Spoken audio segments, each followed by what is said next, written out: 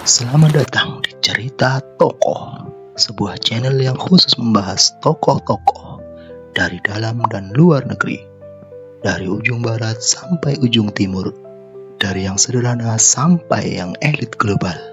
Seorang pemuda luas dan lincah yang bisa bergaul dengan siapapun, namun sayangnya kemampuannya digunakan untuk bisnis haram yang banyak menjerumuskan anak bangsa.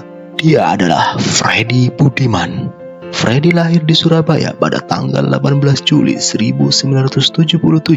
Arek Surabaya satu ini dikenal oleh teman-temannya sebagai anak muda yang luas, mudah bergaul, suka main biliar dan minum minuman keras.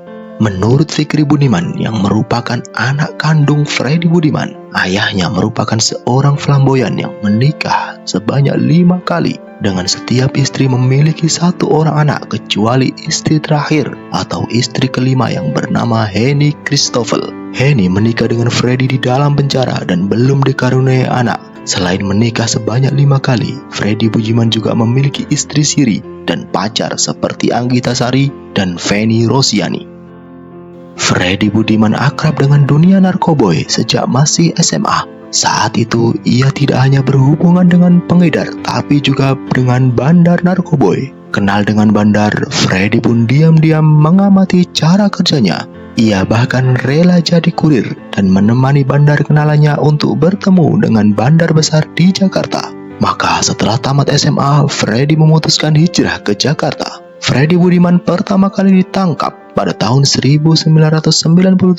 Freddy ditahan di LP Cipinang, namun tidak diketahui berapa tahun vonisnya.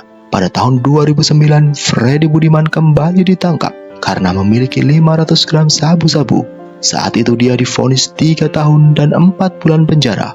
Pada tahun 2011, ia kembali berurusan dengan penegak hukum karena memiliki ratusan gram sabu dan bahan pembuat ekstasi. Freddy dipidana 18 tahun di lapas Cipinang. Meskipun di dalam tahanan, ia kembali tertangkap karena mengendalikan jaringannya untuk mengimpor 1,4 juta butir ekstasi dari Tiongkok. Dan pada tanggal 15 Juli 2013, Pengadilan Negeri Jakarta Barat menjatuhkan vonis mati kepada Freddy Budiman.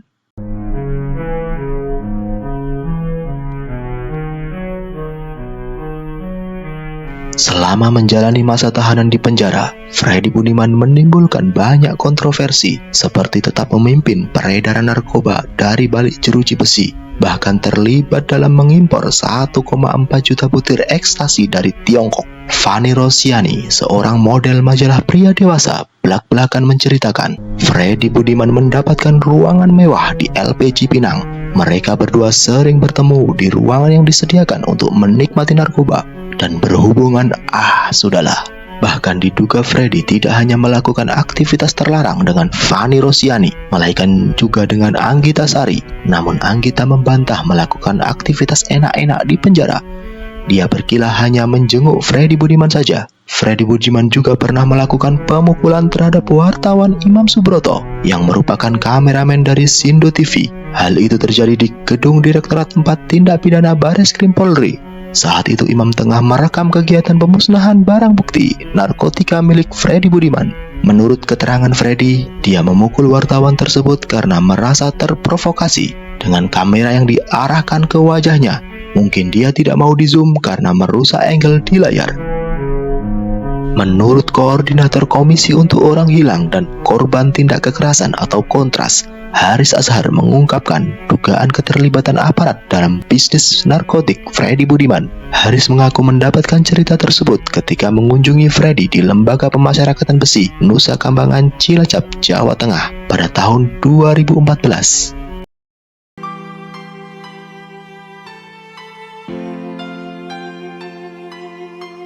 Setelah permohonan peninjauan kembali atau PK ditolak oleh Mahkamah Agung, Freddy Budiman menjalani eksekusi pada tanggal 29 Juli tahun 2016 di lapangan tembak Tunggal Panaluan, Nusa Kambangan. Eksekusinya dilaksanakan oleh regu tembak. Sesuai keinginan terakhirnya, Freddy Budiman dimakamkan di tanah kelahirannya, Surabaya. Tepatnya di tempat pemakaman umum Mbah Ratu, Jalan Demak, di dekat rumahnya di Kerembangan, Surabaya. Meskipun sebelum menjalani eksekusi, Freddy Budiman menyatakan diri sebagai mu'alaf dan banyak mendekatkan diri kepada Tuhan. Bahkan menurut Ustadz Hasan Makarim, pembimbing kerohanian Islam di Lapas Nusa Kambangan yang mendapatkan tugas mendampingi para terpidana eksekusi mati termasuk Freddy Budiman, menyatakan keseharian Freddy jelang eksekusi hanyalah beribadah dan membaca Al-Quran. Sungguh hidayah hanyalah milik Tuhan. Meskipun begitu, admin dengan tegas memberikan status villain kepada Freddy Budiman karena efek negatif dan masif yang diakibatkan oleh para bandar terhadap generasi bangsa dan juga keluarga Freddy Budiman sendiri. Bahkan sang kakak Eko Subagio pada tahun 2020 tertangkap karena menjadi kurir narkoboy. Hal ini dilakukan oleh Eko karena menanggung hidup 4 putra Freddy Budiman. Semoga Tuhan menerima pertobatan Freddy Budiman. Terima kasih dan Hasta la vista, baby.